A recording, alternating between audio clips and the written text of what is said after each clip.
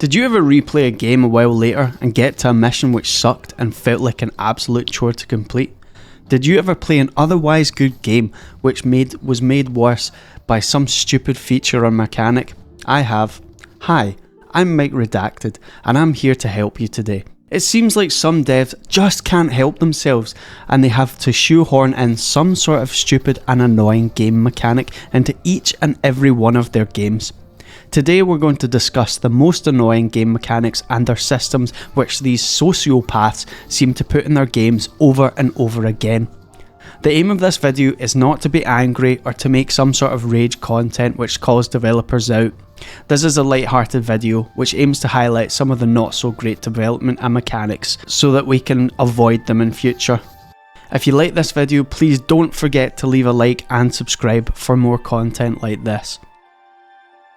Starting off strong with one which I know enrages people: quick time events. Quick time events, often referred to as QTEs, are timed events in the game where a player is prompted to press a certain button. If they don't press the button in the allotted amount of time, often it's an instant fail for the player. They're slung back to the last checkpoint. I suppose the premise of QuickTime events is okay on the surface, and when used correctly, QuickTime events can actually add to the gameplay, but they are often completely and utterly abused, used in completely inappropriate times that are infuriating and often feel like they substitute out actual gameplay. An appropriate use for QuickTime events in games is like in Days Gone, where you use QuickTime events to escape a grapple of a freaker or an animal. In this scenario, the player is really messed up. They've let the freaker or zombie, or whatever you want to call it, get far too close to them, and using a QuickTime event here is a graceful way to deal with this situation. QuickTime events would be okay if they were only used in circumstances such as that, but they don't.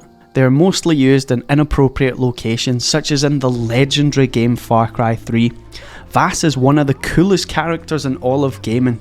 He's an absolute badass. But instead of having a cool boss fight to do the character justice, the boss fight is just a couple of QuickTime events strung together with some sellotape. What a fucking letdown.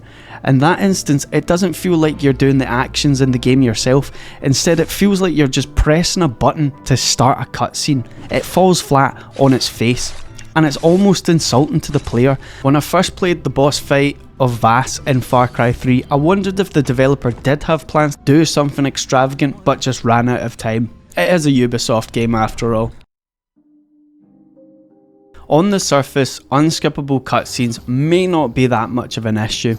Game developers obviously want you to listen into the cutscene that they probably spent hundreds of hours crafting. It would probably break their heart if they knew that a lot of people skip over their hard work without even a second thought. But in the scenario where you've played the games multiple times, it would be nice to be able to skip over some of the cutscenes, especially some of the more boring and drawn out ones.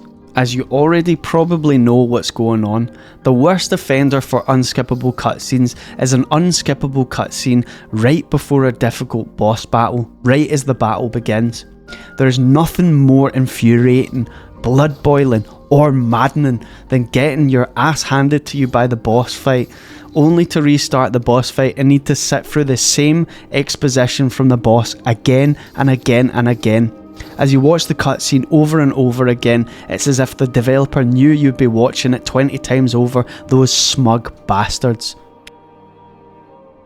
Either the person you're walking with has too little health, or they go painfully slow. There's nothing worse than an escort mission. The pace they walk at is faster than your walking speed, but much slower than your running speed. So you constantly need to switch between walking and running, which makes the whole thing seem completely bizarre and makes it hard to pay attention at all if the NPC is hitting out with any dialogue. Imagine if we were walking along the path together and I was walking slowly behind you, only to start running to catch up and start walking slowly again. You'd think I was fucking insane, probably rightly too. A few games are able to combat the speed issue, such as The Witcher 3. Some genius over at CD Projekt Red had the revolutionary idea to make the NPCs you are escorting walk or run at the same speed as you. Revolutionary, I know. But most games don't have this system in them. You need to escort the person Rog Dog style. In cases where you have to protect the NPC, usually the case is that they either have almost no health and get killed easily, or the NPC decides to act as if they have a death wish, running into enemies head first. Usually they go for the strongest enemy with the highest damage output, and you need to rush to their aid, struck with the fear of being sent back to the last checkpoint deep in your heart. Often the case is, it is a bit of both, a slow NPC with a death wish. Giving the NPC a little health and making me protect them isn't suspenseful gameplay, it's not gripping, it's annoying. If you can't make the NPC the player is escorting move at the same pace as the player, or you can't give the NPC enough health, then you should just put the dialogue in a cutscene, or maybe you could probably just miss it out altogether. It's probably not that important. A delicacy most often found in Assassin's Creed games for some reason, the dreaded follow mission. You have to follow behind an enemy NPC to see where they're going or to listen into a conversation that they're having. Luckily, the NPC you're following always likes to walk along the path with ample amounts of bushes and cover so you can follow them. The NPCs are like, yes, let's loosely discuss our evil plans out in the open, along this path with all the bushes and places for someone to hide in. The worst part about these missions is if you fail them, even if you're right at the very end of them, seconds from completion, you'll have to restart the whole bloody thing again. Everyone hates a good fetch quest. Almost every single open world game has them, even your favourite open world game. I do think that there's a place for these meaningless fetch quests in games, especially open world games. Not every quest needs to be some sort of 5-star Oscar-winning gripping tale which will change your life. Some quests, especially in the beginning of the game when the player is still trying to get a hang of things, can be simple and one-dimensional. I get that, I really do. But fetch quests are just far too overused in the gaming industry today.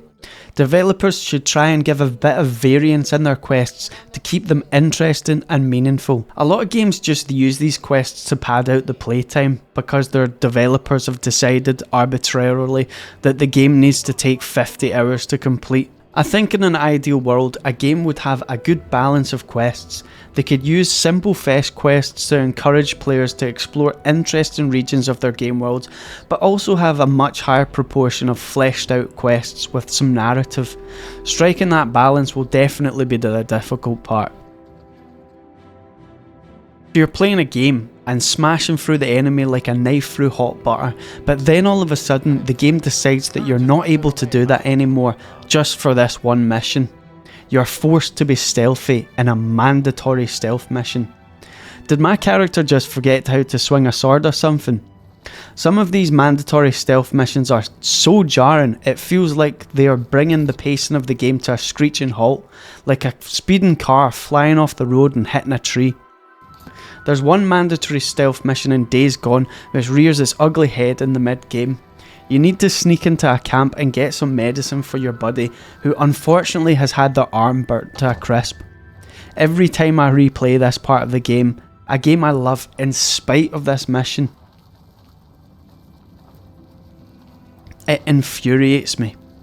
The NPCs are somehow able to see me through the trees and catch me multiple times before I'm able to complete it. The worst thing about this mission is, though, that at the end of it, when you get to where the medicine is that you need for your pal's crispy arm, they just catch you anyway. There's a cutscene that plays and you get caught in the cutscene. Why the fuck are you making me play a mandatory stealth mission with X-ray-eyed NPCs patrolling about if you're just going to get me caught anyway at the very end of it? I do understand that there's a place for stealth missions for sure, but I like games which allow me to play them in the way I want them.